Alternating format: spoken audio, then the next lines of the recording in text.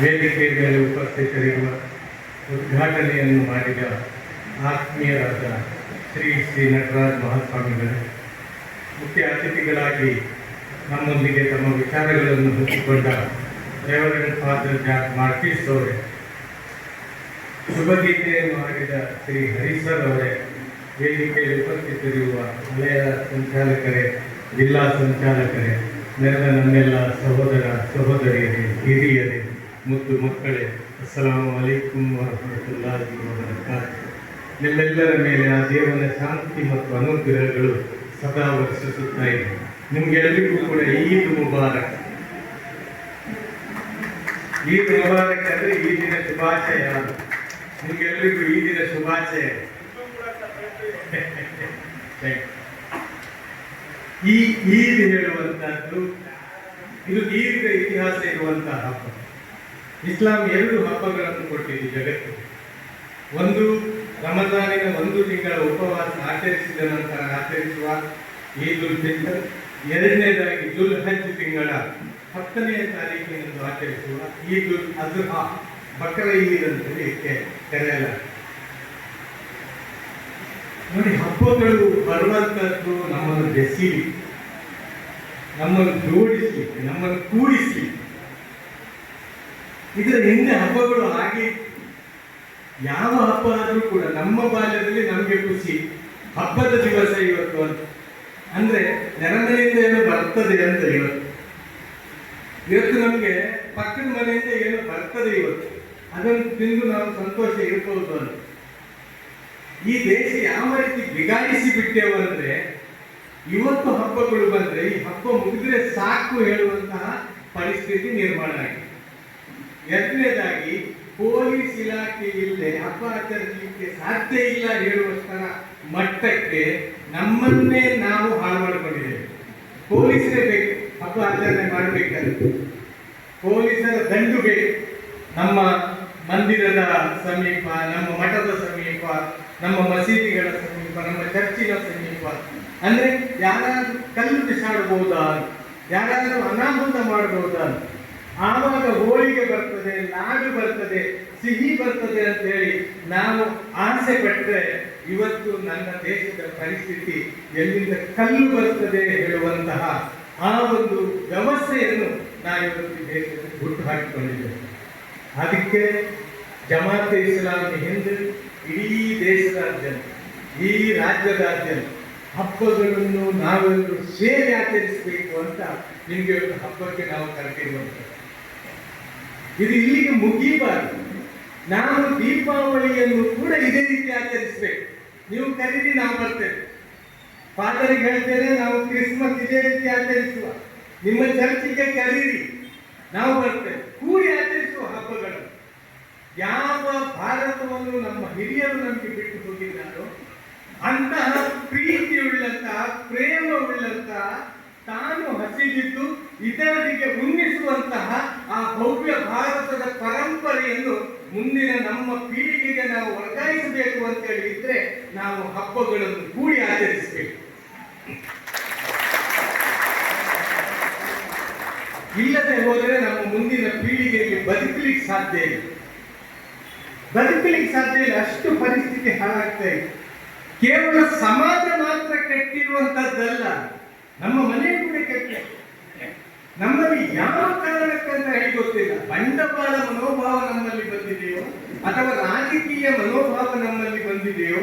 ಇವತ್ತು ಪರಿಸ್ಥಿತಿ ಏನಾಗಿದೆ ಅಂದ್ರೆ, ಗಂಡ ಹೆಂಡತಿಯನ್ನು ಪ್ರೀತಿಸಲಿಕ್ಕೆ, ಹೆಂಡತಿ ಗಂಡನನ್ನು ಪ್ರೀತಿಸಲಿಕ್ಕೆ, ಮತ್ತು ಗಂಡ ಮತ್ತು ಹೆಂಡತಿ ಮಕ್ಕಳನ್ನು ಪ್ರೀತಿಸಬೇಕು ಹೇಳಿದ್ರೆ ಅವರಿಗೆ ಬರುವ ಇನ್ಕಮ್ಮಿನ ಮೇಲೆ ಅದು ಡಿಸೈಡ್ ಆಗ್ತದೆ, ಅವರಿಗೆ ಬರುವ ಆದಾಯದ ಮೇಲೆ ಅದು ಡಿಸೈಡ್ ಆಗ್ತದೆ. ದೇವ ಪ್ರವಾದಿ ಮುಹಮ್ಮದರು ಹೇಳ್ತಾರೆ ಸಲ್ಲಲ್ಲಾಹು ಅಲೈಹಿ ವಸಲ್ಲಂ, ನೀವು ನಿಮ್ಮ ಮನೆಗಳಿಗೆ ಪ್ರವೇಶ ಮಾಡ್ತಿರೋ ಮನೆಯವರಿಗೆ ಮೊದಲು ಸಲಾಂ ಹೇಳಿ. ಸಲಾಂ ಅಂದ್ರೆ ನಾನು ಹೇಳಿದ್ದಲ್ಲ ಆರಂಭದಲ್ಲಿ, ಅಸ್ಸಲಾಮು ಅಲೈಕುಂ.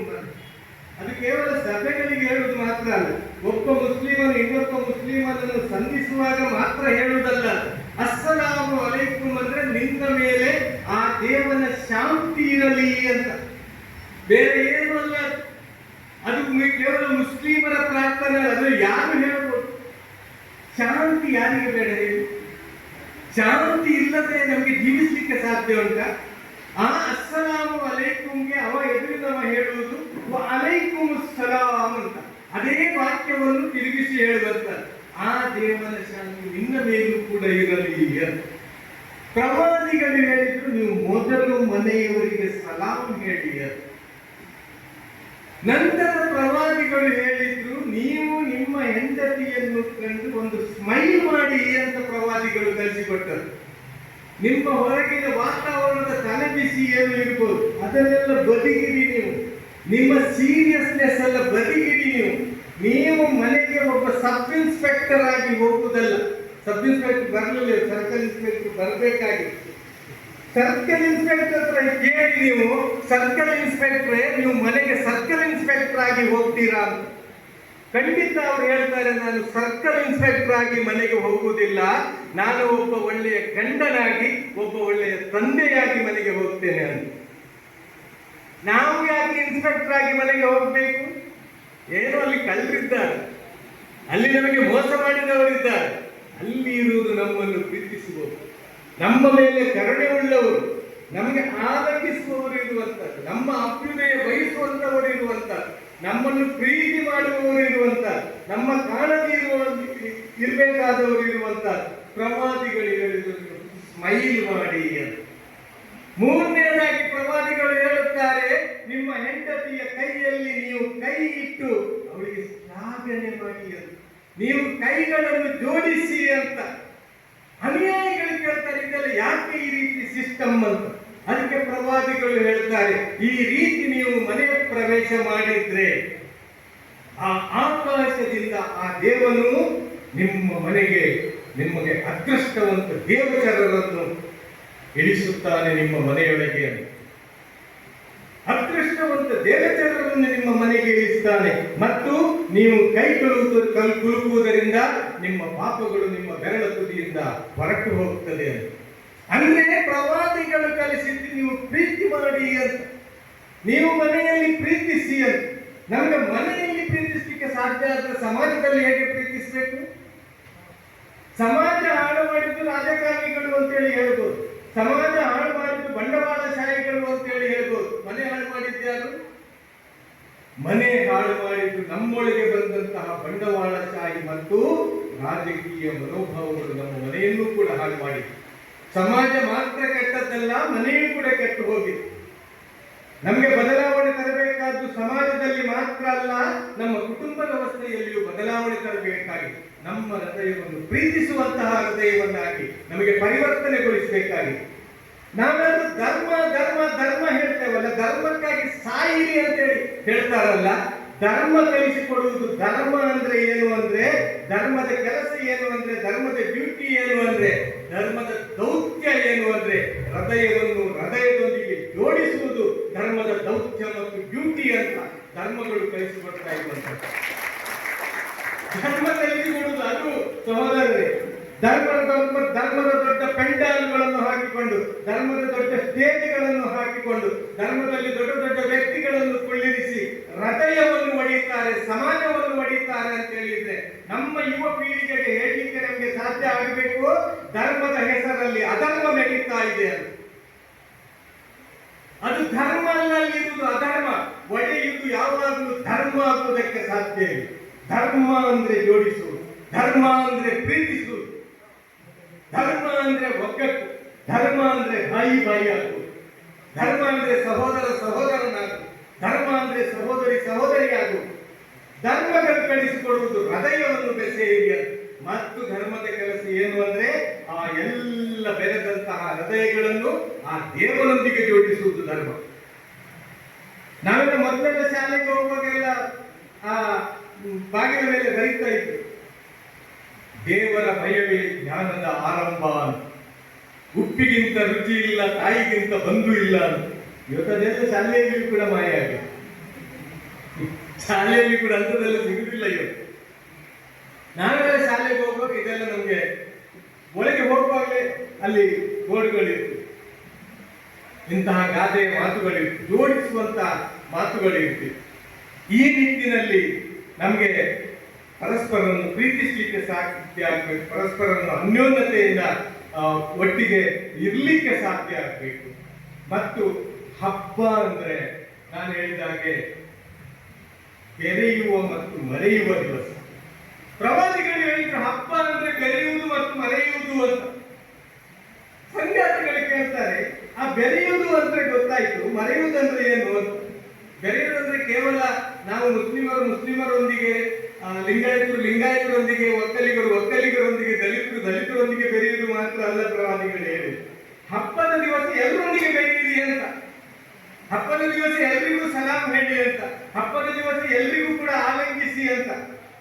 ಆ ನಿಮ್ಮ ಹೊಸ ಬಟ್ಟೆ, ಅದು ನಿಮ್ಮ ಒಳ್ಳೆಯ ಬಟ್ಟೆ, ಅದು ನಿಮ್ಮ ಸೆಂಟ್, ಅದು ನಿಮ್ಮ ಪರ್ಫ್ಯೂಮ್, ಅದು ಸಮಾಜದಲ್ಲಿ ಹರಡಲಿ ಅಂತ, ಸುವಾಸನೆ ಹರಡಲಿ ಅಂತ, ಪ್ರೀತಿ ಹರಡಲಿ ಅಂತ, ಪ್ರೀತಿ ಬೆಳೆಯಲಿ ಅಂತ.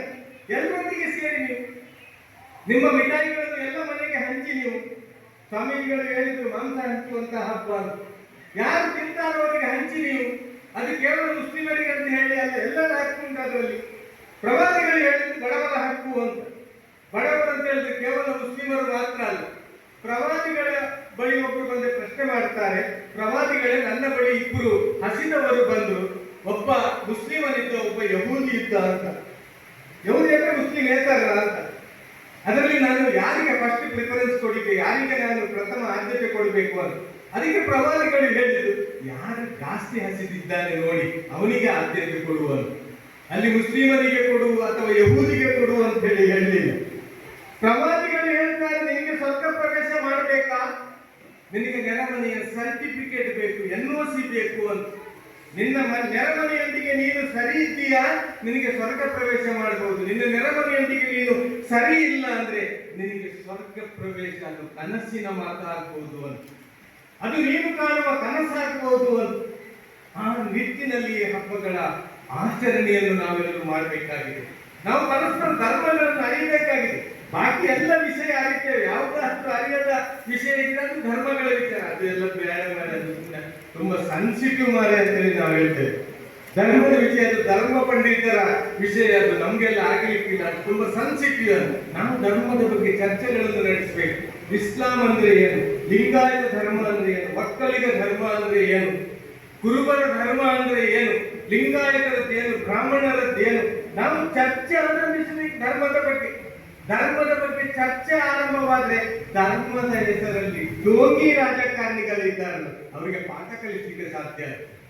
ಧರ್ಮದ ಹೆಸರಲ್ಲಿ ಒಡೆಯುವವರಿಗೆ ಸರಿಯಾದಂತಹ ಪಾಠ ಹೇಳಿಕೊಡ್ಲಿಕ್ಕೆ ಸಾಧ್ಯ ಆಗ್ತದೆ. ಈ ಹಬ್ಬ ಇದು ಪ್ರವಾದಿ ಮೊಹಮ್ಮದರ ಹಬ್ಬ ಅಲ್ಲ. ಈ ಜಗತ್ತಿಗೆ ಪ್ರವಾದಿ ಮೊಹಮ್ಮದರು ಬಂದು ಸರಿಸುಮಾರು 1450 ವರ್ಷಗಳಾಗಿ ಬಂದರು. ಅದಕ್ಕಿಂತ ಮೊದಲು ಕೂಡ ಈ ಜಗತ್ತಿಗೆ ಬಹಳಷ್ಟು ಪ್ರವಾದಿಗಳು ಆಗಿ ಹೋಗಿದ್ದಾರೆ. ಈ ಹಬ್ಬ ನಾವು ಆಚರಿಸ್ತಾ ಇರುವಂತಹದ್ದು ಪ್ರವಾದಿ ಮೊಹಮ್ಮದರು ಹೇಳಿದ್ರು, ನಿಮ್ಮ ಹಿಂದಿನ ಪ್ರವಾದಿ ಇಬ್ರಾಹಿಮರ ಸರಿಸುಮಾರು 4-4.5 ಸಾವಿರ ವರ್ಷಗಳ ಹಿಂದೆ ಬಂದಂತಹ ಪ್ರವಾದಿಯ ಆ ಚರಿತೆಯನ್ನು ನೀವು ಜೀವಂತವಾಗಿಡಬೇಕು. ಆ ಪ್ರವಾದಿ ಇಬ್ರಾಹಿಮರಲ್ಲಿ ಕ್ರೈಸ್ತರು ಹೇಳುವ ಹಾಗೆ, ಯಹೂದಿಗಳು ಹೇಳುವ ಹಾಗೆ, ಆ ಪ್ರವಾದಿ ಅಬ್ರಹಾಮರಲ್ಲಿ ನಿಮಗೆ ಉದಾತ್ತ ಮೌಲ್ಯಗಳಿವೆ. ಆ ಪ್ರವಾದಿ ಇಬ್ರಾಹಿಮರ ಉಜ್ವಲವಾದಂತಹ ಜೀವನ ಚರಿತ್ರೆ ಇದೆ.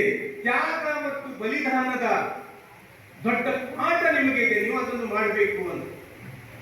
ಅಂದ್ರೆ ಸರಿಸುಮಾರು 4-4.5 ಸಾವಿರ ವರ್ಷಗಳ ಹಿಂದೆ ಪ್ರವಾದಿ ಇಬ್ರಾಹಿಮರು ಈ ಜಗತ್ತಿಗೆ ಓರ್ವ ಸಂದೇಶವಾಹಕನಾಗಿ ಬರ್ತಾರೆ. ಅವರ ತಂದೆಯ ಹೆಸರು ಅಜರ್ ಅಂತೇಳಿ. ಅಜರ್ ಹೇಳುವವರು ಮೂರ್ತಿಗಳನ್ನು ಕೆತ್ತುವಂತಹ ಒಂದು ದೊಡ್ಡ ಕಾರ್ಖಾನೆಯ ಮಾಲೀಕರು. ಅವರ ಮೂರ್ತಿಗಳು ಎಕ್ಸ್ಪೋರ್ಟ್ ಆಗ್ತಾ ಇದೆ. ಅಲ್ಲಿ ಇರುವಂತಹ ಸರಿಸುಮಾರು 5 ಲಕ್ಷ ಜನಸಂಖ್ಯೆಗೆ 5,000 ದೇವತೆಗಳಿವೆ. ಅದು ನಮ್ರೂದನ ಆಸ್ಥಾನ. ನಮ್ರೂದ ಹೇಗಂತ ಹೇಳಿದ್ರೆ, ಅವನು ಶಾಶ್ವತ ದೇವರು ಹೇಳುವಂತಹ ವಿಚಾರ ಅಲ್ಲಿ, ಅವನೇ ದೇವರು ಹೇಳುವಂತಹ ವಿಚಾರ. ಕೇವಲ ರಾಜ ಮಾತ್ರ ಅಲ್ಲ, ಅವನು ಪ್ರತ್ಯಕ್ಷ ದೇವರು ಹೇಳುವಂತಹ ವಿಚಾರ ಇತ್ತು ಅಲ್ಲಿ. ಸರಿಸುಮಾರು 5,000 ದೇವರುಗಳು. ಅಷ್ಟು ಮಾತ್ರವಲ್ಲದೆ ಸೂರ್ಯ ಚಂದ್ರರನ್ನು ಕೂಡ ಅಲ್ಲಿ ಪೂಜಿಸುವಂತ ಒಂದು ವ್ಯವಸ್ಥೆ ಇದೆ. ಬಹಳ ಹತ್ತಿರದಿಂದ ಆ ಕಾರ್ಖಾನೆಯಲ್ಲಿ ಅಬ್ರಹಾಮರು ನೋಡುತ್ತಾರೆ. ಇಲ್ಲಿ ಮೂರ್ತಿಗಳನ್ನು ಕೆತ್ತುವಂತಹದ್ದು, ಕಲ್ಲಿನ ಮೂರ್ತಿಗಳು ಕೆತ್ತಲ್ಪಡ್ತದೆ, ಅದನ್ನು ಅಬ್ರಹಾಮರು ನೋಡ್ತಾರೆ. ಮತ್ತು ಅದರ ಮೇಲೆ ಒಂದು ರಿಸರ್ಚ್ ನಡೆಸ್ತಾರೆ, ಅವರು ಒಂದು ಅಧ್ಯಯನ ನಡೆಸ್ತಾರೆ. ಏನು ನನ್ನ ತಂದೆಯ ಕಾರ್ಖಾನೆಯಿಂದ ಮಾಡುವಂತಹ ಈ ದೇವರುಗಳಿಗೆ ಏನಾದರೂ ಶಕ್ತಿ ಇದೆಯೇ ಹೇಳುವಂತ ಒಂದು ರಿಸರ್ಚ್ ಇಬ್ರಾಹಿಮರು ಮಾಡ್ತಾರೆ. ಸೊ ಅವರಿಗೆ ಅವಾಗ ತಿಳಿದು ಬರ್ತದೆ ಇದರಲ್ಲಿ ಏನು ಶಕ್ತಿಗಳು ಇಲ್ಲ ಅಂತ. ಸೊ ಅವರಿಗೆ ಅಲ್ಲಿಂದ ಜ್ಞಾನೋದಯವಾಗ್ತದೆ. ಅವರು ಒಂದನೆಯದಾಗಿ ಆ ಭೂಮಿಯ ಮೇಲಿರುವಂತಹ ದೇವರುಗಳ ಅವಲೋಕನ ನಡೆಸ್ತಾರೆ ಮತ್ತು ತದನಂತರ ಅವರು ಆಕಾಶ ಲೋಕದ ಕಡೆಗೆ ಗಮನ ಹರಿಸ್ತಾರೆ.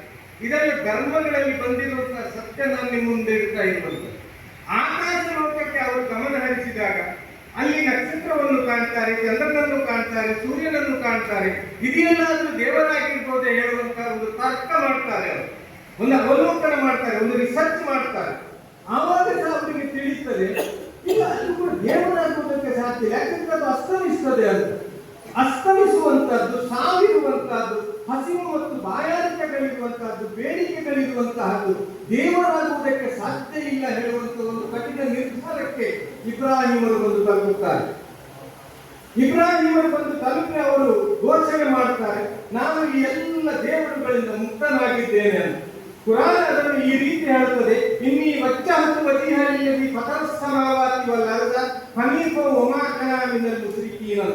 ಅಂದ್ರೆ ನಾನು ನನ್ನ ಮುಖವನ್ನು ಈ ಜಗತ್ತಿನ ಸೃಷ್ಟಿಕರ್ತನ ಕಡೆಗೆ ತಿರುಗಿಸಿದೆನು ಮತ್ತು ಅವರೊಂದಿಗೆ ಯಾರು ಭಾಗೀದಾರರಿಲ್ಲ ಎನ್ನುವಂತ ಒಂದು ನಿರ್ಧಾರಕ್ಕೆ ಅವರು ಬರ್ತಾರೆ. ಈ ನಿರ್ಧಾರವನ್ನು ಅವರು ಘೋಷಿಸಿದಾಗ ಮೊದಲು ಅವರ ಶತ್ರು ಆಗುವಂತದ್ದು ಅವರ ತಂದೆ ಅಬ್ರಹಾಂ ಮೊದಲು. ಅದರ ನಂತರ ಇದು ನಮ್ರೂದನ ಆಸ್ಥಾನಕ್ಕೆ ತಲುಪುತ್ತದೆ. ನಮ್ರೂದನ ಆಸ್ಥಾನಕ್ಕೆ ತಲುಪಿದಾಗ ಆ ನಮ್ರೂದನ ಆಸ್ಥಾನದ ಆ ಚಯರ್ ಹೇಳುವಂಥದ್ದು ಅಲುಗಾಟಕ್ಕೆ ಶುರುವಾಗ್ತದೆ. ಮತ್ತೆ ಚರ್ಚೆ ನಡೆಯುತ್ತದೆ. ಚರ್ಚೆ ನಡೆದ್ರೆ ಅಲ್ಲಿ ಈ ಇಬ್ರಾಹಿಮನ ತಂದೆ ಆ ದೇಶದ ದೊಡ್ಡ ಪುರೋಹಿತ, ಅವರಿಗೆ ದೊಡ್ಡ ಸಮಸ್ಯೆ ಆಗ್ತದೆ. ಸೊ ಆ ಚರ್ಚೆಯಲ್ಲಿ ಮತ್ತು ಒಂದು ನಿರ್ಧಾರಕ್ಕೆ ಅಲ್ಲಿಯ ಸರ್ಕಾರ ಬರ್ತದೆ. ಅದು ಏನು ಅಂದ್ರೆ ಈ ಇಬ್ರಾಹಿಮರನ್ನು ಬೆಂಕಿಗೆ ಹಾಕಬೇಕು ಅಂತ, ಇವರನ್ನು ಸುಟ್ಟು ತೆಗಿಬೇಕು ಅಂತ. ಇವರನ್ನು ಬಿಟ್ಟರೆ ಉಳಿಗಾಲ ಇಲ್ಲ ನಮಗೆ, ಇವರನ್ನು ಸುಟ್ಟು ತೆಗಿಬೇಕು ಅಂದ್ರೆ. ಮತ್ತು ಅವರಿಗೆ ಸುಡುವಂತಹ ಪ್ರಯತ್ನ ಆಗ್ತದೆ. ಎಲ್ಲ ಮೂಲೆಗಳಿಂದ ಅಲ್ಲಿಗೆ ಕಟ್ಟಿಗೆಗಳು ಬಂದು ರಾಶಿ ಬೀಳ್ತವೆ ಮತ್ತು ಇಬ್ರಾಹಿಮರನ್ನು ಸುಡುವಂತಹ ಎಲ್ಲ ಪ್ರಯತ್ನ ನಡೆಯುತ್ತದೆ. ಆದರೆ ಆ ದೇವರ ಅನುಗ್ರಹದಿಂದ ಇಬ್ರಾಹಿಮರು ಆ ಬೆಂಕಿ ಹಾಕಿದ್ರು ಕೂಡ ಸುಡುವುದಿಲ್ಲ, ಅವರು ಸುಟ್ಟು ಹೋಗುವುದಿಲ್ಲ. ಅದರಿಂದ ಅವರು ಪಾರಾಗಿ ಹೊರಗೆ ಬರ್ತಾರೆ.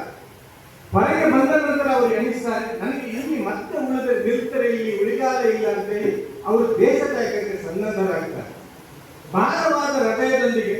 ನೋಡಿ, ಅವರಿಗೆ ಅಲ್ಲಿ ಆ ವ್ಯವಸ್ಥೆಯಲ್ಲಿ ಕೂಡಿಕೊಂಡಿದ್ರೆ ಒಂದು ದೊಡ್ಡ ಪುರೋಹಿತನಾಗುವಂತಹ ಸಾಧ್ಯತೆ ಅಥವಾ ಆ ದೇಶದ ರಾಜನಾಗುವಂತಹ ಸಾಧ್ಯತೆ, ಆ ಎರಡು ಸಾಧ್ಯತೆಗಳು ಅಲ್ಲದೆ ಹೋದ್ದು ಕೂಡ ಬಹಳ ಒಳ್ಳೆಯ ವೈಭೂರಿಯ ಚಿನ್ನ ಬೆಳ್ಳಿಗಳಿಂದ ಕೂಡಿದಂತಹ ಆ ರಾಜನ ಆಸ್ಥಾನದಲ್ಲಿ ಒಂದು ದೊಡ್ಡ ಘನ ಹುದ್ದೆಯಾದರೂ ಅವರಿಗೆ ಸಿಗ್ತಾ ಇತ್ತು. ಇದನ್ನೆಲ್ಲ ಇಬ್ರಾಹಿಮರು ಏನ್ ಮಾಡ್ತಾರೆ, ತೋರಿಸ್ತಾರೆ, ಬೇಡ, ನನಗೆ ನನ್ನ ಒಬ್ಬ ದೇವರೇ ಸಾಕು ಅಂತಲೇ ಅವರು ಹೊರಡಲಿಕ್ಕೆ ಅನುವಾಗ್ತಾರೆ. ಭಾರವಾದಂತಹ ಹೃದಯದೊಂದಿಗೆ ಹೆಜ್ಜೆಯನ್ನು ಹಾಕ್ತಾ ಇರ್ತಾರೆ. ಮುಂದೆ ಸಾಕ್ತಾ ಇರುವಾಗ ಅವರಿಗೆ ಯೋಚನೆ ಬರ್ತದೆ, ನಾನು ಒಬ್ಬಂಟಿಗನಾಗಿದ್ದೇನೆ, ನನ್ನ ಜೊತೆ ಯಾರಿಲ್ಲ, ಯಾರಿದ್ದಾರೆ ನನ್ನ ಜೊತೆ? ಅವರು ದೇವರಲ್ಲಿ ಪ್ರಾರ್ಥಿಸುತ್ತಾರೆ, ಓ ದೇವರೇ, ನನಗೊಂದು ಸಂತಾನವನ್ನು ದಯಪಾಲಿಸುವುದು. ಮತ್ತು ಆಜ್ಞೆ ಆಗ್ತದೆ, ನಿಮಗೆ ಸಂತಾನ ದಯಪಾಲಿಸಲಾಗುವುದು. ಆವಾಗ ಇತಿಹಾಸಕಾರರು ಬರೀತಾರೆ, ಅಬ್ರಾಹಮರಿಗೆ ಸರಿಸುಮಾರು 90 ವರ್ಷ ಪ್ರಾಯ ಆಗಿದ್ದು ಅಂತ. ಅವರಿಗೆ ಸಂತಾನ ಭಾಗ್ಯ ಪ್ರಾಪ್ತಿ ಆಗ್ತದೆ, ಸಂತಾನ ಆಗ್ತದೆ. ಆ ಮಗುವಿನ ಹೆಸರು ಇಸ್ಮಾಯಿಲ್ ಅಂತೇಳಿ ಇಡಲಾಗ್ತದೆ. ಇಸ್ಮಾಯಿಲ್ ಅಲೈಹಿಸ್ಸಲಾಮರ ಜನನ ಆಗ್ತದೆ. ಇಸ್ಮಾಯಿಲ್ ಅಲೈಹಿಸ್ಸಲಾಮರ ಜನನವಾಗಿ ಅವರು ಅಂಬೇಗಾಲಿ ಇಡುವಂತಹ ಮೊದಲೇ ಇನ್ನೊಂದು ಪರೀಕ್ಷೆ ಇಬ್ರಾಹಿಮರಿಗೆ ಎದುರಾಗ್ತದೆ. ನೋಡಿ, ದೇವರ ದಾಸರಿಗೆ ಯಾವಾಗಲೂ ಪರೀಕ್ಷೆಗಳು ಎದುರಾಗ್ತದೆ. ನಾವೆಲ್ಲ ವೆಜಿಟೇರಿಯನ್ಸ್ ಅಲ್ಲ. ಸತ್ಯದಿಂದ ನಡೆಯುವಾಗ, ನ್ಯಾಯದಿಂದ ನಡೆಯುವಾಗ ನಮಗೆ ಪರೀಕ್ಷೆಗಳು ಎದುರಾಗ್ತದೆ. ಪ್ರತಿಯೊಬ್ಬರಿಗೂ ಕೂಡ ಆಗ್ತದೆ. ಆದ್ರೆ ನಾವು ಅದರಿಂದ ಭಯ ಪಡಬಾರದು. ಬದಲಾಗಿ ನಾವು ಬಲವಾಗಿ ನಿಲ್ಲಬೇಕು, ಪರೀಕ್ಷೆಗಳಲ್ಲಿ ನಾವು ಗೆಲ್ಲಬೇಕು. ಅದು ಇಬ್ರಾಹಿಮರ ಜೀವನದಲ್ಲಿ ನಮಗೆ ಸಿಗ್ತದೆ. ಆ ಪರೀಕ್ಷೆ ಏನು ಅಂದ್ರೆ, ನೀನು ನಿನ್ನ ಮಡದಿಯನ್ನು ಮತ್ತು ನಿನ್ನ ಮಗನನ್ನು ಒಂದು ಮರುಭೂಮಿಯಲ್ಲಿ ಬಿಟ್ಟು ಬರಬೇಕು ಅಂತ. ಆ ಮಕ್ಕಾದ ಮರುಭೂಮಿಯಲ್ಲಿ ಅವರು ಬಿಟ್ಟು ಬರ್ತಾರೆ. ಅವರಿಗೆ ಬೇಕಾದ ಸ್ವಲ್ಪ ಅನ್ನಾಹಾರ ಪಾನೀಯಗಳನ್ನು ಕೊಡ್ತಾರೆ ಮತ್ತು ಅವರು ಬಿಟ್ಟು ಬರ್ತಾರೆ. ಆವಾಗ ಹೋಗಿ ಅಲ್ಲಿ ವಿಸಿಟ್ ಮಾಡ್ತಾ ಇರ್ತಾರೆ, ನೋಡ್ತಾ ಇರ್ತಾರೆ. ಆದ್ರೆ ಒಮ್ಮೆ ಅವರು ಹೋಗ್ಲಿಕ್ಕೆ ತುಂಬಾ ತಡವಾದಂತಹ ಕಾರಣ ಅಲ್ಲಿ ಅವರಿಗೆ ನೀರಿಲ್ಲದೆ ಆ ಮಗು ಅಳ್ಳಿಕ್ಕೆ ಆರಂಭ ಮಾಡ್ತದೆ. ಇತ್ತ ಅವರ ತಾಯಿಯ ಎದೆ ಹಾಲು ಕೂಡ ಒಣಗಿ ಹೋಗಿರ್ತದೆ. ಯಾಕಂತಂದ್ರೆ ತಿನ್ಲಿಕ್ಕೂ ಅವರಿಗೆ ಏನು ಸಿಕ್ಕಿರುವುದಿಲ್ಲ ಮತ್ತು ನೀರು ಕೂಡ ಕುಡಿಲಿಕ್ಕೆ ಸಿಕ್ಕಿರುವುದಿಲ್ಲ. ಹಾಗೆ ಅವರ ಹಾಲು ಕೂಡ ಒಣಗೋಗಿರ್ತದೆ. ಸೊ ಆ ಮಗು ತನ್ನ ಪಾದವನ್ನು ಬಡಿತಾರೆ. ಆ ಪಾದ ಬಡಿಯುವ ಆ ಸಂದರ್ಭದಲ್ಲಿ ಅವರು ಸಫಾ ಮತ್ತು ಮರುವ ಬೆಟ್ಟಗಳ ಕಡೆಗೆ ಓಡ್ತಾರೆ. ಎಲ್ಲಿಯಾದರೂ ನೀರಿನ ಆಸರೆ ಇದ್ದರೆ ಆ ಮಗು ಬದುಕಲಿಕ್ಕಾಗಿ ಅದು 1-2 ಚಮಚ ನೀರನ್ನು ನಾನು ತಂದು ಆ ಮಗುವಿನ ಬಾಯಿಗೆ ಹಾಕ್ತೇನೆ, ಅದು ಕೂಡ ಅವರಿಗೆ ಸಿಗುವುದಿಲ್ಲ. ಆ ಕಡೆಯಿಂದ ಈ ಕಡೆ, ಈ ಕಡೆಯಿಂದ ಆ ಕಡೆ ಕುಚ್ಚು ಹಿಡಿದ ತಾಯಿಯಂತೆ ಅವರು ಓಡಾಡ್ತಾ ಇರ್ತಾರೆ. ಮತ್ತೆ ಮರಳಿ ನಿರಾಸೆಯಿಂದ ಅವರು ಬಂದ್ರೆ ಆ ಮಗುವಿನ ಪಾದದಲ್ಲಿ ನೀರಿನ ಚಲುಮೆ ಹೋಗಲಿಕ್ಕೆ ಸಾಧ್ಯ, ಅಲ್ಲಿ ನೀರಿನ ಚಿಲುಮೆ ಉಕ್ಕಿ ಬರ್ತದೆ. ಸೊ ಆ ಸಂದರ್ಭದಲ್ಲಿ ಅವರು ಅದಕ್ಕೆ ತಡೆಗೋಡೆ ಮಾಡಲಿಕ್ಕೆ ಪ್ರಯತ್ನ ಪಡ್ತಾರೆ ಹಾಜಿರ ಅವರು. ಆ ತಡೆಗೋಡೆ ಮಾಡುವಾಗ ಅವರು ಹೇಳ್ತಾರೆ, ನಿಲ್ಲು ನಿಲ್ಲು ನಿಲ್ಲು ಅಂತ. ನಿಲ್ಲು ಅಂದ್ರೆ ಅರಬಿಯಲ್ಲಿ ಅದಕ್ಕೆ ದಮ್ ದಮ್ ದಮ್ ದಮ್ ಹೇಳ್ತಾರೆ. ಇವತ್ತು ಕೂಡ ಆ ಬಾವಿ ಆ ಮಕ್ಕಾ ಪಟ್ಟಣದಲ್ಲಿ ಇದೆ ಮತ್ತು ಆ ಬಾವಿಯ ನೀರನ್ನು ಯಾರೆಲ್ಲ ಇಲ್ಲಿಂದ ಹಜ್ ಯಾತ್ರೆಗೆ ಹೋಗ್ತಾರೆ ಅವರು ಎಲ್ಲರೂ ಕೂಡ ತೆಗೆದುಕೊಂಡು ಬರ್ತಾರೆ. 1500 ವರ್ಷಗಳ ಹಳೆಯದಾದ ಆ ಬಾವಿಯ ನೀರು ಇವತ್ತು ಕೂಡ ಇಡೀ ಜಗತ್ತಿನ ಮುಸ್ಲಿಮರು ಕುಡಿದ್ರು ಕೂಡ ಮತ್ತು ಅಲ್ಲಿಗೆ ಬರುವಂತಹ ಲಕ್ಷಾಂತರ ಮಂದಿಯು ಕೂಡ ಕುಡಿದ್ರು ಕೂಡ ಅದರಲ್ಲಿ ಒಂದು ಹನಿಯಷ್ಟು ಕೂಡ ಆ ನೀರಿನ ಶಾರ್ಟೇಜ್ ಇಷ್ಟಕ್ಕಾಗಲಿಲ್ಲ. ಅಂದ್ರೆ ಆ ದೈವಿಕ ಏನು ವ್ಯವಸ್ಥೆ ಅಲ್ಲಿದೆ ಅದು ಬಹಳ ಉಜ್ವಲವಾಗಿ ಅಲ್ಲಿ ಕಾಣ್ತಾ ಇರ್ತದೆ. ಸೊ ಅದರ ನಂತರ ಅಲ್ಲಿ ಒಂದು ಜನಸಮೂಹ ಅಲ್ಲಿ ಬರ್ಲಿಕ್ಕೆ ಸ್ಟಾರ್ಟ್ ಆಗ್ತದೆ. ಅಂದ್ರೆ ನೀರು ಬಂದ ತಕ್ಷಣ ಅಲ್ಲಿ ಜನರಿಗೆ ಬೇಕಾದಂತಹ ಬೇರೆ ಅನುಕೂಲಗಳು ಅಲ್ಲಿ ಒದಗಿ ಬರ್ತದೆ. ಸೊ ಅಲ್ಲಿ ಜನಸಂದಣಿ ಜಮೆ ಆಗಲಿಕ್ಕೆ ಶುರು ಆಗ್ತದೆ, ವ್ಯಾಪಾರದ ಕೇಂದ್ರ ಆಗ್ತದೆ. ಒಂದು ಹಂತಕ್ಕೆ, ಒಂದು ಯುವಕನ ಹಂತಕ್ಕೆ ಇಸ್ಮಾಯಿಲರು ತಲುಪಿದಾಗ ಇನ್ನೊಂದು ಪರೀಕ್ಷೆ ಎದುರಾಗ್ತದೆ. ಆ ಪರೀಕ್ಷೆ ಏನು ಅಂದ್ರೆ ಆವಾಗ ಮಕ್ಕಾ ಪಟ್ಟಣದಲ್ಲಿ ನರಬಲಿ ಕೊಡುವಂತಹ ಒಂದು ಸಿಸ್ಟಮ್ ಜಾರಿಯಲ್ಲಿ ಏನಾದ್ರೂ ಸಮಸ್ಯೆ ಬಂದು ಬಿಟ್ರೆ ಜನರು ಏನು ಮಾಡ್ತಾ ಇದ್ರು, ನರಬಲಿ ಕೊಡ್ತಾ ಇದ್ರು. ಯಾವುದಾದ್ರೂ ಮಗುವನ್ನು ತೆಗೆದುಕೊಂಡು ಹೋಗಿ ಅಲ್ಲಿ ಆ ಕಾಬಾಭವನಕ್ಕೆ ನರಬಲಿ ಕೊಡ್ತಾ ಇದ್ರು. ಸೊ ಆ ವ್ಯವಸ್ಥೆಯನ್ನು ಮುಗಿಸಬೇಕಿತ್ತು ಈ ಜಗತ್ತಿನಲ್ಲಿ. ನರಬಲಿ ಕೊಡುವಂತಹ ವ್ಯವಸ್ಥೆಯನ್ನು ಮುಗಿಸಬೇಕಿತ್ತು. ಇಬ್ರಾಹಿಮರಿಗೆ ಆಜ್ಞೆ ಆಗ್ತದೆ, ನೀನು ನಿನ್ನ ಮಗನನ್ನು ಬಲಿ ಕೊಡುವುದು, ನೀನು ನಿನ್ನ ಮಗನನ್ನು ಬಲಿ ಕೊಡು. ಯಾಕಂದ್ರೆ ಆ ಪ್ರವೃತ್ತಿ ಅಲ್ಲಿ ಇತ್ತು. ಆ ಪ್ರವೃತ್ತಿಯಂತೆ ನೀನು ನಡಿ ಅಂತೇಳಿ ಇಬ್ರಾಹಿಮರಿಗೆ ಹೇಳಲಾಗ್ತದೆ. ಸೊ ಇಬ್ರಾಹಿಂ ಅಲೈಹಿಸ್ಸಲಾಮರ ಮಗನನ್ನು ತೆಗೆದುಕೊಂಡು ಹೋಗಿ ಅಲ್ಲಿ ಬಲಿ ಕೊಡ್ಲಿಕ್ಕೆ ಆರಂಭ ಮಾಡುವಾಗ ಆ ಚೂರಿ ಹೇಳುವಂತಹದ್ದು ಅಲ್ಲಿ ಚಲಿಸುವುದಿಲ್ಲ ಆ ಇಸ್ಮಾಯಿಲರ ಕುತ್ತಿಗೆಯ ಮೇಲೆ. ಅಷ್ಟಕ್ಕೆ ಅಲ್ಲಿ ಒಂದು ಆಡು ಪ್ರತ್ಯಕ್ಷವಾಗ್ತದೆ ಮತ್ತು ಅಲ್ಲಿ ದೇವರ ಆಜ್ಞೆ ಆಗ್ತದೆ, ಆ ನಿನ್ನ ಮಗನ ಬದಲಿಗೆ ಈ ಆಡನ್ನು ನೀನು ಇಲ್ಲಿ ಬಲಿ ಕೊಡು. ಇನ್ನು ನಂತರ ನರಬಲಿ ಹೇಳುವಂತಹದ್ದು ಈ ಜಗತ್ತಿನಲ್ಲಿ ಇರಬಾರ್ದು ಹೇಳುವಂತಹ ಸಂದೇಶ ಈ ಜಗತ್ತಿಗೆ ಅಲ್ಲಿ ಕೊಡಲಾಗ್ತದೆ. ಅಂದ್ರೆ ಆ ದೇವನ ಏನು ವ್ಯವಸ್ಥೆ ಇತ್ತು ಅಂದ್ರೆ ಯಾರಿಗೆ ಜೀವ ಕೊಡುವಂತಹ ಶಕ್ತಿ ಇದೆಯೋ ಅವನಿಗೆ ಮಾತ್ರ ಜೀವ ಪಡೆಯುವಂತಹ ಅಧಿಕಾರ ಇದೆ ಹೇಳುವಂತಹ ಸಂದೇಶ ಅಲ್ಲಿ ಕೊಡಲಾಗ್ತದೆ. ಮನುಷ್ಯನಿಗೆ ಮನುಷ್ಯನ ಜೀವ ಪಡೆಯುವಂತಹ ಅಧಿಕಾರ ಇಲ್ಲ. ನೋಡಿ, ಇವತ್ತು ನರಬಲಿ ನಡೀತಾ ಇದೆ ಅಲ್ಲ, ಜಗತ್ತಿನಲ್ಲಿ ಇವತ್ತು ನರಬಲಿಗಳು ನಡೀತಾ ಇದೆ. ನನ್ನ ಊರಿನಲ್ಲಿ ಇವತ್ತು ನರಬಲಿಗಳು ನಡೀತಾ ಇದೆ. ಮಂಗಳೂರಿನಲ್ಲಿ ಎಷ್ಟು ನರಬಲಿಗಳಾಯಿತು ಹೇಳಿ?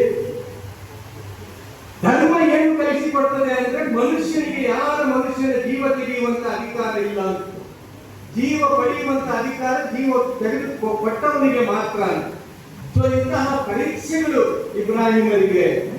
ಇಬ್ರಾಹಿಮರ ಮುಂದೆ ಬರ್ತದೆ. ಸೊ ಅವರು ಆದರ್ಶ ಮಗನಾಗಿ ತನ್ನ ತಂದೆಯನ್ನು ಸನ್ಮಾರ್ಗಕ್ಕೆ ತರಲಿಕ್ಕೆ ಪ್ರಯತ್ನ ಪಡ್ತಾರೆ. ಆದರೆ ತಂದೆ ಬರುವುದಿಲ್ಲ, ಅಧಿಕಾರದ ಆಸೆಗಾಗಿ, ಅಧಿಕಾರದ ಲಾಲಸೆಗಾಗಿ. ನಂತರ ಬೆಂಕಿಯ ಕೆಂಡಾಳಿಯಿಂದ ಅವರು ಅಲ್ಲಿಂದ ಪಾರಾಗಿ ಬರ್ತಾರೆ ಮತ್ತು ಪತ್ನಿ ಮತ್ತು ಮಗುವಿನ ಮೇಲಿನ ಪ್ರಥಮ ಪರೀಕ್ಷೆ ಆ ಮರುಭೂಮಿಯಲ್ಲಿ ಬಿಟ್ಟು ಬರುವಂತಹದ್ರಲ್ಲಿಯೂ ಕೂಡ ಅವರು ಪಾಸ್ ಆಗಿ ಬರ್ತಾರೆ. ಅದರ ನಂತರ ಕರುಳ ಗುಡಿಯಿಂದಲೂ ಕೂಡ ಅವರು ಅದಕ್ಕೂ ಕೂಡ ಬಲಿದಾನಕ್ಕೆ ಅವರು ಸಜ್ಜಾಗ್ತಾರೆ ಮತ್ತು ಅಲ್ಲಿಂದಲೂ ಕೂಡ ಅವರು ಪಾಸ್ ಆಗಿ ಬರ್ತಾರೆ. ಮತ್ತು ಇಬ್ರಾಹಿಮರ ಬಗ್ಗೆ ಘೋಷಣೆ ಆಗ್ತದೆ, ನೀವು ಸರ್ವ ಜನಾಂಗದ ನಾಯಕರಾಗಿದ್ದೀರಿ. ಅಂದ್ರೆ ಯಾರಿಗಾದ್ರೂ ನಾಯಕ ಸ್ಥಾನ ಸಿಗಬೇಕು ಅಂತ ಹೇಳಿದ್ರೆ, ಯಾರಾದ್ರೂ ಉನ್ನತಿಗೆ ಏರಬೇಕು ಅಂತ ಹೇಳಿದ್ರೆ ದೇವರವರಿಗೆ ಒಂದು ಪರೀಕ್ಷೆಗೆ ಇಳಿಸ್ತಾನೆ. ಸ್ವಾಮೀಜಿಯವರು ಹೇಳಿದ ಹಾಗೆ ಇವತ್ತು ಏನು ಆ ಹಕ್ಕಿ ಕೆಲಸ ಮಾಡಿದೆ, ಆ ಬೆಂಕಿ ತಾಗಿದಾಗ ಆ ಕಾಡಿಗೆ ಅಲ್ವಾ, ಅದಕ್ಕೂ ಕೂಡ ಸುಮ್ಮನೆ ಕೂಡ್ತಿರ್ಬಹುದು, ಬೇರೆ ಹಕ್ಕಿ ಬೇರೆ ಪ್ರಾಣಿಗಳಂತೆ ಅಂತೂ ಅಲ್ಲಿ ಕೂತಿರ್ಬಹುದು. ಆದರೆ ಆ ಪಕ್ಷಿ ಎಣಿಸಿದ್ದು ಏನು, ನಾನು ಈ ಕಾಡಿನಲ್ಲಿ ಹುಟ್ಟಿದ್ದೇನೆ, ನಾನು ಈ ಕಾಡಿನಲ್ಲಿ ಬೆಳೆದಿದ್ದೇನೆ, ನಾಳೆ ನನಗೆ ಸಾಯಿಲಿಕ್ಕೆ ಇರುವುದು ಕೂಡ ಇದೇ ಕಾಡಿನಲ್ಲಿ ಅಂತ ಆ ಕಾಡಿನ ಬೆಂಕಿ ಏನು ಅದು ಆರಿಸಲಿಕ್ಕೆ ನಂದಿಸಲಿಕ್ಕೆ ಪ್ರಯತ್ನ ಪಟ್ಟಿತ್ತು. ಅಂತಹ ಪ್ರಯತ್ನ ನಮ್ದಾಗಬೇಕು ಅಂತೇಳಿ ಏನು ಸ್ವಾಮೀಜಿಗಳು ಹೇಳಿದ್ದಾರೆ ಅವರಿಗೆ ನಾನು ಕೂಡ ಧ್ವನಿ ಕೂಡಿಸ್ತಾ ಇದ್ದೇನೆ. ನಾನು ಪಾದದ ಜೊತೆ ಇವತ್ತು ಧ್ವನಿ ಕೂಡಿಸ್ತಾ ಇದ್ದೇನೆ. ನನಗೆ ಈಗಾಗಲೇ ಮಠಕ್ಕೆ ಬರ್ಬೇಕಂತ ಹೇಳಿ ಸ್ವಾಮೀಜಿಗಳು ಹೇಳಿದ್ದಾರೆ. ನಾನು ಹೇಳಿದವ್ರಿಗೆ ಯಾವಾಗ ಬರ್ಬೇಕು ಹೇಳಿ ಸ್ವಾಮೀಜಿಗಳು ಬರ್ತೇನೆ ನಾನು ಅಂತ. ಯಾಕಂದ್ರೆ ಇಲ್ಲಿಂದ ಈ ಸ್ಟೇಜ್ ಇಂದ ಒಂದು ಸಂದೇಶ ಹೋಗ್ಬೇಕು ಅಂತ, ನಾವೆಲ್ಲರೂ ಒಂದಾಗಿ ಇದ್ದೇವೆ ಅಂತ. ನಾವೆಲ್ಲರೂ ಒಂದಾಗಿ ಇರುವುದಲ್ಲ, ನಾವೆಲ್ಲರೂ ಒಂದೇ, ನಾವು ಮನುಷ್ಯರು. ಧರ್ಮ ಜಾತಿ ನಮ್ಮನ್ನು ಗುರುತಿಸ್ಲಿಕ್ಕೆ ಇರುವಂತದ್ದು. ಈಗ ಹೇಳಿದ್ರಲ್ಲ ನಮ್ಮ ಕನ್ವೀನಿಯರ್ ಸಾಹಿಬರು ಅಲ್ವಾ, ಯಾರಿವನ್ನ ಸಿನ್ನ ಖಲಕನಾಕುಂ ಮಿನ್ ذكرٍ وأنثى وجعلناكم شعوبا وقبائل لتعارفوا إن أكرمكم عند الله أتقاكم ಅಂತ ಹೇಳಿ ಕುರಾನ್ ಹೇಳ್ತದೆ. ಓ ಮನುಷ್ಯರೇ, ನಿಮ್ಮನ್ನು ಒಂದು ಗಂಡು ಮತ್ತು ಒಂದು ಹೆಣ್ಣಿನಿಂದ ಸೃಷ್ಟಿಸಲಾಯಿತು, ನಿಮ್ಮನ್ನು ಪರಸ್ಪರ ಪರಿಚಯ ಪಟ್ಟುಕೊಳ್ಳಲಿಕ್ಕಾಗಿ ನಿಮಗೆ ವಿವಿಧ ಕುಲಗಳಾಗಿ ಗೋತ್ರಗಳಾಗಿ ವಿಂಗಡಿಸಲಾಯಿತು. ಯಾಕೆ ವಿಂಗಡಣೆ ಮಾಡಿ ಹೊಡೆದಾಡಿಕೊಳ್ಳಿಕ್ಕಲ್ಲ, ಪರಸ್ಪರ ಪರಿಚಯ ಪಟ್ಟುಕೊಳ್ಳಿ. ಎಲ್ಲರನ್ನು ಹಿಂದೂ ಮಾಡಲಿಕ್ಕೆ ಆ ದೇವರಿಗೆ ಸಾಧ್ಯ ಇರಲಿಲ್ವಾ? ಎಲ್ಲರನ್ನು ಮುಸ್ಲಿಮರಾಗಿ ಮಾಡಲಿಕ್ಕೆ ಸಾಧ್ಯ ಇರಲಿಲ್ವಾ? ಈ ಜಗತ್ತಿನ ದೊಡ್ಡ ಸಂಖ್ಯೆ ಇರುವುದು ಕ್ರೈಸ್ತರು, ಎಲ್ಲರೂ ಕೂಡ ಕ್ರೈಸ್ತರನ್ನಾಗಿ ಮಾಡಲಿಕ್ಕೆ ಅವನಿಗೆ ಸಾಧ್ಯ ಇರಲಿಲ್ವಾ? ಯಾಕೆ ಬೇರೆ ಬೇರೆ ಮಾಡಿ ಇಟ್ಟಿದ್ದಾನೆ? ಯಾಕೆ ಬೇರೆ ಬೇರೆ ಮಾಡಿ ಇಟ್ಟಿದ್ದಾನೆ ಅಂದ್ರೆ ನಮ್ಮ ಎಲ್ಲರ ಪರೀಕ್ಷೆ ನಡೀತಾ ಇದೆ. ಯಾರು ಕೂಡ ತಪ್ಪಿ ಹೋಗುವುದಿಲ್ಲ, ಯಾರಿಗೆ ಬೈದವನು ತಪ್ಪಿ ಹೋಗುವುದಿಲ್ಲ, ಯಾರದ್ದು ಏನಾದರೂ ಕಬಳಿಸಿದವನು ಕೂಡ ತಪ್ಪಿ ಹೋಗುವುದಿಲ್ಲ, ಯಾರ ಹಣವನ್ನು ದೋಚಿದವನು ತಪ್ಪಿ ಹೋಗುವುದಿಲ್ಲ, ಯಾರ ನೆತ್ತರು ಹರಿಸಿದವನು ತಪ್ಪಿ ಹೋಗುವುದಿಲ್ಲ, ಯಾರ ಪ್ರಾಣ ತೆಗೆದವನು ಕೂಡ ತಪ್ಪಿ ಹೋಗುವುದಿಲ್ಲ. ಯಾಕೆ ಅಂದ್ರೆ ನಾವೆಲ್ಲರೂ ಕೂಡ ಒಂದು ದಿವಸ ಸಾಯಿದೆ, ನಮ್ಗೆಲ್ಲರಿಗೂ ಕೂಡ ಸಾವಿದೆ. ಹುಟ್ಟು ಆಕಸ್ಮಿಕ, ಸಾವು ನಿಶ್ಚಿತ. ಇದಕ್ಕೆ ಯಾರು ಸರ್ಟಿಫಿಕೇಟ್ ಬೇಕಂತ ಹೇಳಿಲ್ಲ, ಯಾರು ಹೇಳಬೇಕಾಗಿಲ್ಲ. ಈ ಜಗತ್ತಿನಾದ್ಯಂತ ಗಾಳಿ ಹರಿತಾ ಇರ್ತದೆ, ಆದರೆ ನನಗೆ ಪರ್ಮಿಷನ್ ಇಲ್ಲ. ನಿನ್ನ ಪರ್ಮಿಷನ್ ಮುಗಿದಿದೆ ಅಂತ ಹೇಳಿ ಮೇಲಿಂದ ಆಜ್ಞೆ ಬಂದ್ರೆ ನನಗೆ ಗಾಳಿ ಒಳಗೆ ತಗೊಳ್ಳಿಕ್ಕೂ ಆಗುವುದಿಲ್ಲ, ಅವರಿಗೆ ಬಿಡ್ಲಿಕ್ಕೂ ಆಗುವುದಿಲ್ಲ. ನಾನು ನಿರ್ಜೀವವಾಗಿ ಬಿಡುತ್ತೇನೆ, ನನ್ನಲ್ಲಿ ಶಕ್ತಿ ಇಲ್ಲ, ನನ್ನಲ್ಲಿ ಆ ಸಾಮರ್ಥ್ಯ ಇಲ್ಲ, ನಾನು ಸತ್ತ ಹೆಣವಾಗಿ ಬಿಡ್ತೇನೆ. ನಮ್ಗೆಲ್ಲರಿಗೂ ಕೂಡ ಈ ಅವಸ್ಥೆಯಿಂದ ಹಾದು ಹೋಗಲೇಬೇಕು, ಎಲ್ಲರಿಗೂ ಕೂಡ ಈ ಅವಸ್ಥೆ ಬರ್ತದೆ. ಇವತ್ತು ಬೆಳಿಗ್ಗೆ ನಾನು ನನ್ನ ಕುರ್ತಕ್ಕೆ ಇವತ್ತು ಬಟನ್ ಹಾಕಿದ್ದೇನೆ, ಈಗ ಇಲ್ಲಿಂದ ಕೆಳಗೆ ನನಗೆ ಒಂದೆರಡು ಗಂಟೆಯಲ್ಲಿ ಇದನ್ನು ಬಿಚ್ಚಬೇಕು. ಇದನ್ನು ನಾನೇ ಬಿಟ್ಟಿದ್ದೇನೋ ಬೇರೆಯವರು ಬಿಟ್ಟಿದ್ದಾರೋ ನನಗೂ ಗ್ಯಾರಂಟಿ ಇಲ್ಲ, ನಿಮಗೂ ಗ್ಯಾರಂಟಿ ಇಲ್ಲ. ಯಾರಾದ್ರೂ ಗ್ಯಾರಂಟಿ ಇದ್ರೆ ಹೇಳಿ. ಈ ಬಟನ್ ಹಾಕಿದ್ದನ್ನು ಬಿಚ್ಚುವುದು ನಾವು ಅಥವಾ ಬೇರೆಯವರು ಹೇಳುವಂತ ಗ್ಯಾರಂಟಿ ನನಗೂ ಇಲ್ಲ, ನಿಮಗೂ ಇಲ್ಲ. ಇವತ್ತು ಬೆಳಿಗ್ಗೆ ತಂಬಿಗೆಯಿಂದ ಸ್ನಾನ ಮಾಡಿ ಹೊರಟಿದ್ದೇನೆ ಬೆಂಗಳೂರಿನ. ನಾಳೆ ಬದುಕಿದ್ರೆ ಮತ್ತೆ ಬೆಳಿಗ್ಗೆ ಸ್ನಾನ ಮಾಡ್ಬೇಕಂತ ಹೇಳಿದ್ದೆ. ಯಾಕಂದ್ರೆ ಕರಾವಳಿ ಪ್ರತಿ ದಿನ ಸ್ನಾನ ಮಾಡಬೇಕು. ಹೋರ್ಗಡೆ ಮಳೆ ಬಂತು ಮೊನ್ನೆ 5-6 ದಿವಸ, 1-2 ಗಂಟೆ ಮಳೆ ನಿಂತರೆ ಮತ್ತೆ ಸೆಕೆ ಶುರುವಾಗ್ತದೆ. ನಾವೆಲ್ಲ ಸ್ನಾನ ಮಾಡ್ಲಿಕ್ಕೆ ಬಾಟಲ್ ತಗೊಂಡು ಹೋಗುದಿಲ್ಲ, ಸ್ನಾನ ಮಾಡಿ ಹಾಗೆ ಹೊರಗೆ ಬರುದು. ಬಾಟಲ್ ತಗೊಂಡು ಹೋದ್ರೆ ಮತ್ತೆ ಹೊರಗೆ ಬರೋ ಮತ್ತೆ ಬೆವರು ಬಂದಿರ್ತದೆ. ನನಗೆ ಬಾಟಲ್ ಯೂಸ್ ಮಾಡುವುದಿಲ್ಲ ನಾವು ಕರಾವಳಿಯವರು, ಅಷ್ಟು ಸೆಕೆ, ಅಷ್ಟು ಬಿಸಿ. ಬೆಳಿಗ್ಗೆ ಮತ್ತೆ ಸ್ನಾನ ಮಾಡ್ಬೇಕಂತ ಇದ್ದೇನೆ. ಬದುಕಿ ಉಳಿದ್ರೆ ತಾನೇ ಸ್ನಾನ ಮಾಡುವುದು. ನಾಳೆ ಬೆಳಗಿನ ಸ್ನಾನ ನಾನೇ ಮಾಡ್ತೇನಾ ಅಥವಾ ಬೇರೆಯವರು ಮಾಡ್ತಾರ, ನನಗೂ ಗ್ಯಾರಂಟಿ ಇಲ್ಲ, ನಿಮಗೂ ಗ್ಯಾರಂಟಿ ಇಲ್ಲ. ಅಂದ್ರೆ ಅಷ್ಟು ಕೂಡ ಅತಂತ್ರವಾದಂತಹ ಬದುಕು ನಮ್ದು. ದೇವರ ಅಷ್ಟು ಹಿಡಿತದಲ್ಲಿದ್ದೇವೆ ನಾವು. ಅವನಿಂದ ತಪ್ಪಿಸಿಕೊಂಡು ಎಲ್ಲಿ ಓಡಿ ಹೋಗಲಿಕ್ಕೆ ನಮಗೆ ಸಾಧ್ಯ ಇಲ್ಲ. ನಾವು ಹೇಳ್ತೇವಲ್ಲ, ಎಲ್ಲ ನದಿಗಳು ಹೋಗಿ ಸಾಗರ ಸೇರಿದಂತೆ ನಾವೆಲ್ಲರೂ ಕೂಡ ಹೋಗಿ ಆ ದೇವರ ಪಾದಾರವಿಂದಕ್ಕೆ ಸೇರ್ತೇವೆ ಅಂತ. ನಮ್ಗೆಲ್ಲರಿಗೂ ಕೂಡ ಹೋಗಿ ಅವನ ಪಾದಾರವಿಂದಕ್ಕೆ ಸೇರಲೇಬೇಕು. ಸೇರುವುದು ಮಾತ್ರ ಅಲ್ಲ, ನೆನಪಿಟ್ಟುಕೊಳ್ಳಿ, ಧರ್ಮ ಕಲಿಸುವ ಪಾಠ ಏನು ಅಂದ್ರೆ ಈ ಜನ್ಮದ ಲೆಕ್ಕಾಚಾರ ಅವನಿಗೆ ಕೊಡ್ಲಿಕ್ಕಿದೆ ಹೇಳುವಂತ. ಸೇರುವುದು ಮಾತ್ರ ಆಗಿದ್ರೆ ಹೇಗೂ ಬದುಕೋದಿತ್ತು.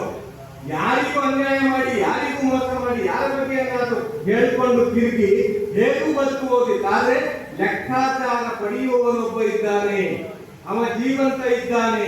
ಅವನಿಗೆ ತೂಕಡಿಕೆ ಇಲ್ಲ, ಅವನಿಗೆ ನಿದ್ದೆ ಇಲ್ಲ, ಅವನಿಗೆ ಆಯಾಸ ಇಲ್ಲ.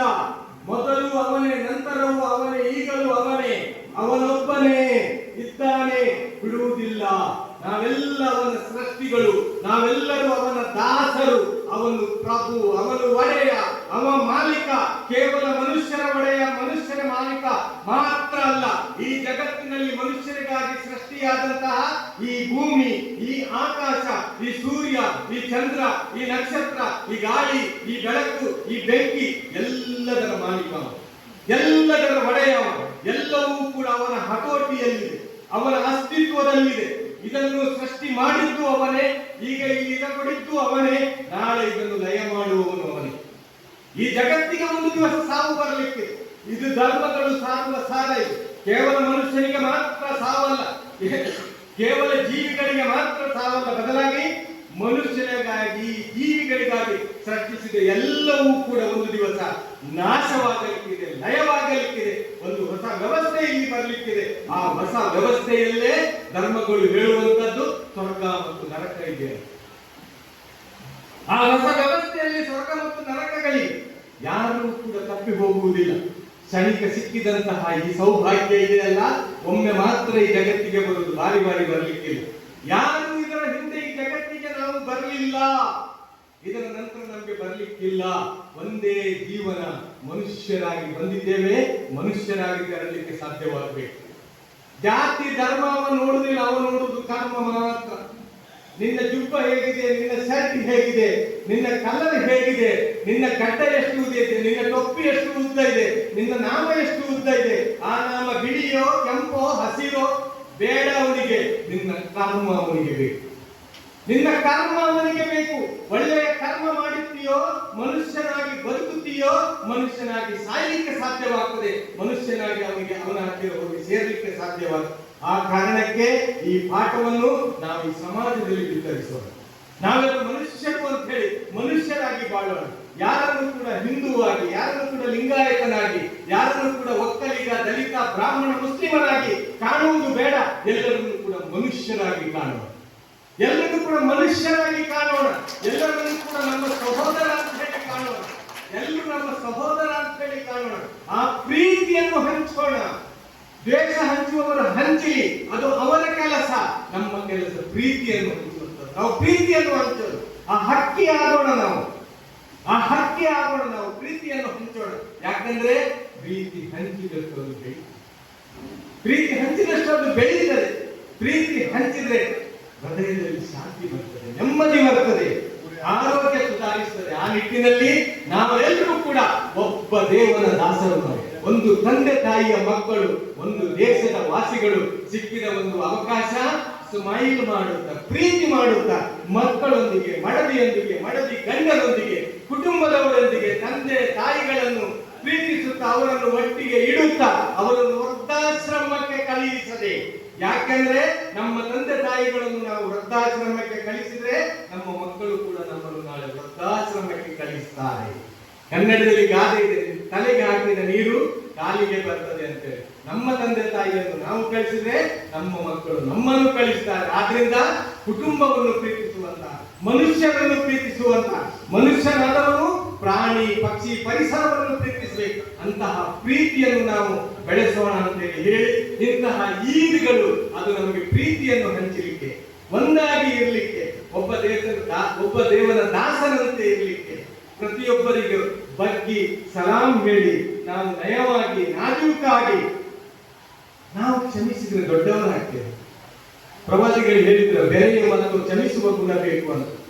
ಯಾವಾಗ ಸಮಾಜ ಸುಧಾರಿಸಿದ್ರೆ ಕ್ಷಮಿಸುವ ಗುಣ ಬೇಕು. ಹೆಂಡತಿ ತಪ್ಪು ಮಾಡಿದ್ರೆ ಗಂಡ ಶಿಕ್ಷೆ ಕೊಡುವುದಲ್ಲ, ಗಂಡ ತಪ್ಪು ಮಾಡಿದಂತೇಳಿ ಹೆಂಡತಿ ಶಿಕ್ಷೆ ಕೊಡುವುದಲ್ಲ, ಮಕ್ಕಳು ತಪ್ಪು ಮಾಡಿದ್ರು ಅಂತೇಳಿ ತಂದೆ ತಾಯಿ ಶಿಕ್ಷೆ ಕೊಡುವುದಲ್ಲ. ಪ್ರೀತಿಯಿಂದ ಅವರಿಗೆ ತಿದ್ದೋಣ, ಪ್ರೀತಿಯಿಂದ ಅವರನ್ನು ಅಪ್ಪಿಕೊಳ್ಳೋಣ ಮತ್ತು ಪ್ರೀತಿಯನ್ನ ಈ ಸಮಾಜದಲ್ಲಿ ಹರಡೋಣ.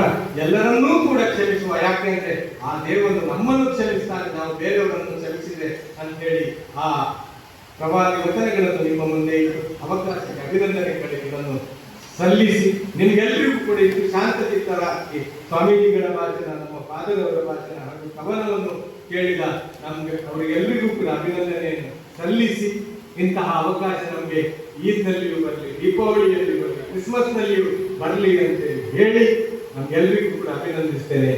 ಸರ್ವ ಸ್ತುತಿ ಸ್ತೋತ್ರಗಳು ಸರ್ವ ಲೋಕಗಳ ಒಡೆಯನಿಗೆ ಮೀಸಲು. ಸಲಾಮ್ ಅಲೈಕುಂ.